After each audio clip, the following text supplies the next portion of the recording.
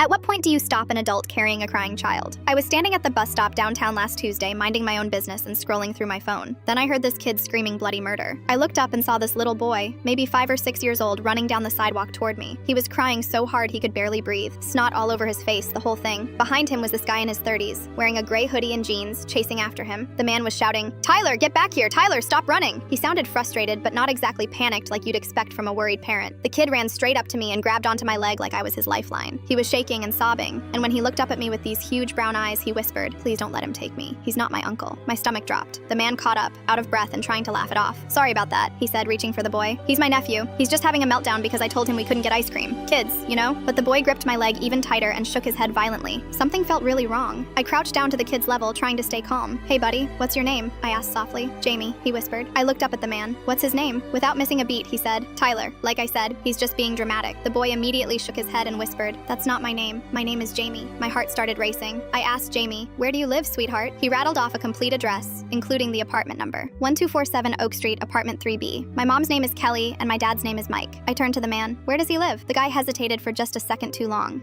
Near the elementary school, on one of those streets over there." He waved vaguely toward the east side of town. That was it. I immediately pulled out my phone and dialed 911. The man's whole demeanor changed. "Whoa, hey, that's not necessary. He's just confused. Kids mix things up all the time." "Then you won't mind waiting for the police to sort it out," I said, keeping Jamie behind me. The man started backing away, saying he had to go pick up his car from the shop and didn't have time for this nonsense. But this tall guy on a bike had been watching the whole thing go down, and he rolled his bike right in front of the man, blocking his path. "Actually, I think you should stick around," the bike guy said. He was probably in his 20s, wearing a construction vest like he just got off work. "That kid seems pretty scared." The man tried to push past, but more people were starting to notice what was happening. A woman with a stroller stopped, and an older guy getting out of his car was staring at us. The 911 operator answered, and I explained the situation as quickly as I could. They said they were sending units right away. The whole time, Jamie stayed pressed against my side, still crying, but quieter now. When the cops showed up maybe 5 minutes later, they separated everyone and started asking questions. I told them exactly what happened, and the bike guy backed up my story. They asked Jamie for his address again, and he repeated the same exact information he'd given me. One of the officers radioed in the address, and within minutes, they confirmed that a Jamie Morrison had been reported missing from that exact apartment about 20 minutes earlier. His mom had called 911 when she realized he'd vanished from their front yard where he'd been playing. The man's story completely fell apart. He couldn't provide any ID showing he was related to Jamie, couldn't tell them Jamie's last name, couldn't even describe what the kid had been wearing when he picked him up. Turns out he was a complete stranger who had just grabbed Jamie off the street. When Jamie's mom arrived, she was sobbing and shaking. She kept thanking me over and over, saying she'd only gone inside to answer the phone for 2 minutes. The cop told her that if I hadn't listened to Jamie and called it in, they might never have found him. The man got arrested right there on the sidewalk. The last thing I heard before my bus finally showed up was the cop reading him his rights. Jamie hugged my leg one more time before his mom carried him to their car. The whole thing probably lasted less than 30 minutes, but it felt like hours.